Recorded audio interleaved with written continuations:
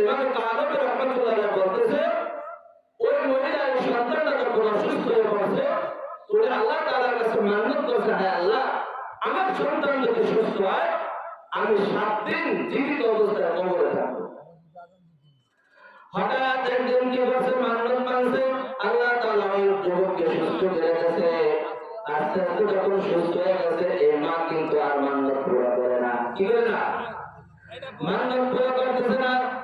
হঠাৎ ফুলের ঘরে ঢুকতেছে, ডাক দিয়ে বলতেছে, মা তুমি যে মান্নত করছো এটা তুমি পুরা করতে না করো, আল্লাহর পক্ষ থেকে তোমার কাছে আযাব আসতে পারে, শাস্তি আসতে পারে। অতি তাড়াতাড়ি তুমি কি করো, তোমার মান্নত আদায় করো। এবার সন্তানকে সকালবেলা ডাকতেছে, ডাক দিয়ে বলতেছে, বাবা তুমি এরকম ভাবে সুস্থ হয়ে পড়ছে না, আমি আল্লাহ তাআলার কাছে মান্নত করছিলাম, হায় আল্লাহ আমার সন্তান যদি সুস্থ হয় তাহলে আমি জীবিত অবস্থায় 7 দিন কবরে থাকবো। এই মান্নত তো করছিলাম বাবা, তুমি যখন সুস্থ হয়ে গেছো এখন তো আমার মান্নত পুরা করতে হবে। চলো বাবা পুরস্কারের জন্য একটা কবর খনন করো, আর 7 দিন কবর দিয়ে আমাকে কবর রেখে আসো। 7 দিন পরে আবার তুমি কবর খনন করে আমাকে নিয়ে আসবা। আল্লাহু আকবার। ইমাম কাযবী রাহমাতুল্লাহ বলতেছে এই যুবক কি করছে, তার আম্মা জানকে কবর দেওয়ার জন্য কবর পুরস্কারে নিয়ে গেছে। যে আমি তাকে সুন্দরভাবে একটা কবর খনন করলাম। কবর খনন করার পরে সুন্দরভাবে তার মাকে কবরে শোয়া গেল।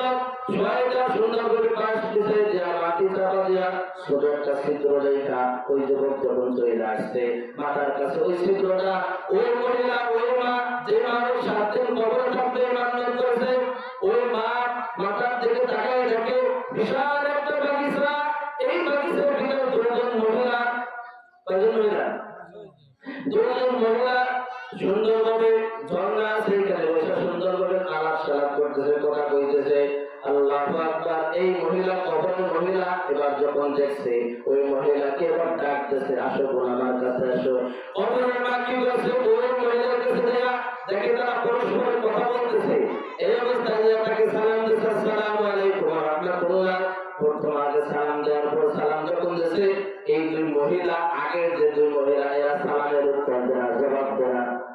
ওই মহিলা কবরের মহিলা জিজ্ঞাসা করলো, বোন আমার তোমরা কেন সালামের উত্তর দিলে না? তোমরা তো মানুষ, তোমরা তো কথা বলতেছো, কোন দোকান কারণে তোমাকে সালামের জবাব দিতে বাধা করলো? তোমরা সালামের জবাব কেন দেয় না বলো? বলতেছে এই সালাম একটা ইবাদত। সালাম কি? সালাম একটা ইবাদত, আর ইবাদত করতে আমাদের আল্লাহ তাআলা নিষেধ করছে। এখন ইবাদত করলে কোনো লাভ নাই, এখন ইবাদতের কোনো দরকার নাই। যা করছি দুনিয়া পয়সা ওইটা এখন ভোগ করবো, অথচ ওই দিন কবরে গেলে তোমার আমার বোঝা আসবে। কথা বলেন ঠিক কিনা? এই জন্য সময় আছে দোস্ত, জান্নাতের বাগানে এখন আসুন, দিন আফসোস করবা। ওই দিন আফসোস করলে কিন্তু আর কাজ হবে না, হবে কাজ হবে না দোস্ত। বুঝবো সবার কদর করো। আল্লাহ তাআলা নিয়ামত দিয়েছে, এই নিয়ামতের শুকরিয়া আদায় করো। আল্লাহ তাআলা বলেন, লা ইন শাকারতুম লাযিদান্নাকুম ওয়া লা ইন কাফারতুম ইন্না আযাবি লাশাদীদ। বান্দা যখন নিয়ামতের শুকরিয়া আদায় করে আল্লাহ তাআলা বান্দাকে নিয়ামত বাড়াই দেবেন। সুবহানাল্লাহ। তো এবার বলতেছে যে সালাম একটা ইবাদত, এই জন্য আমরা সালামের জবাব দিলাম। তো এক মহিলার মাথার কাছে পাংখা দিয়ে বাতাস করতেছে, কি করতেছে? বাতাস করতেছে। জিজ্ঞাসা করা হলো, বোনামার আল্লাহ তাআলা তোমাকে এত বড় নিয়ামত দান করলো, এত সুন্দর জান্নাতের পরিবেশে তোমাকে পরিবেশের ব্যবস্থা করলো, আল্লাহ তাআলা এত বড় নিয়ামত কোন কারণে দান করলো বোনামার বলো? দুনিয়াতে আমার একটা স্বামী ছিল, কি ছিল? আমার স্বামী ছিল, এই স্বামীর খেদমত করতাম, স্বামী যা বলতাম তাই শুনতাম, যত জায়েজ কাজ আছে তাই আমি শুনতাম, কিন্তু নামাজ রোজা বুঝে হুকুম করতাম, কিন্তু স্বামীর হুকুম আমি পালন করতাম। স্বামীকে রাজি করার কারণে আমার আল্লাহ তাআলা এই নিয়ামত দান করেছে। সুবহানাল্লাহ।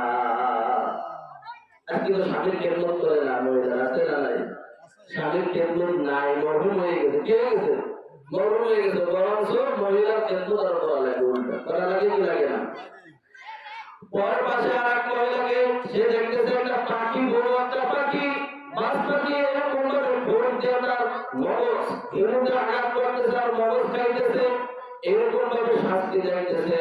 ওই বোনকে জিজ্ঞাসা করলো, বোন আমার এত বড় শাস্তি, এত বড় অপরাধ কেন করলা? কোন আমলের কারণে তোমাকে আল্লাহ তাআলা এই শাস্তি দিয়েছে, এই আযাব দিয়েছে? আমার শোনো, আমি আমার দুনিয়াতে একটা স্বামী ছিল, আমি ছিলাম পবিত্র একটা স্ত্রী, আমি ছিলাম আমল আখলাকের দিক দিয়ে ফার্স্ট, কিন্তু একটা অপরাধ ছিল, অপরাধ থেকে আমি স্বামীর হুকুম মানতাম না। স্বামী ডানে যাইতে বললে আমি বাইরে যাইতাম, কে যাইত? বাইরে যাইতো। এই জন্য স্বামীকে অমান্য করার কারণে ওই যে আমি ইবাদত করছি সেটার বিনিময়ে আল্লাহ আমাকে জান্নাত দিয়েছে, কিন্তু জান্নাতের ভাইকেও আমার জাহান্নামের আযাব ভোগ করতে হইতেছে। কথা বলেন ঠিক কিনা? বলে আমার তুমি যখন চলে যাবা 7 দিন পরে আমার সময় হয়ে যাবে, তুমি দুনিয়াতে যাবা, আমার স্বামীর নাম অমুক, আমার স্বামীর বাড়ি অমুক জায়গা, তুমি একটু যাও বলবো তোমার স্ত্রীর খবর এরকম ভাবে আযাব হইতেছে। আমার স্বামী যখন আমার বিবরণ শুনবে, তখন আমাকে যখন মাফ করবে, তখন আমাকেও আল্লাহ তাআলা মাফ করে দেবে। কথা বলেন ঠিক কিনা? তো সময় যখন হয়ে গেছে, তো বোন বলতেছে যাও তাড়াতাড়ি যাও, তোমার সন্তান আসতেছে, 7 দিন হয়ে গেছে, এবার তোমার সন্তান কবর করে তোমার কোথায় নিয়ে যাবে।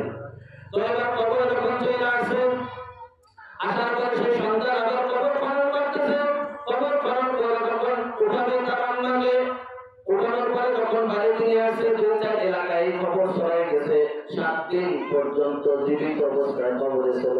আশ্চর্যটা কত কিনা কিনা? কথা বলেন ঠিক কিনা?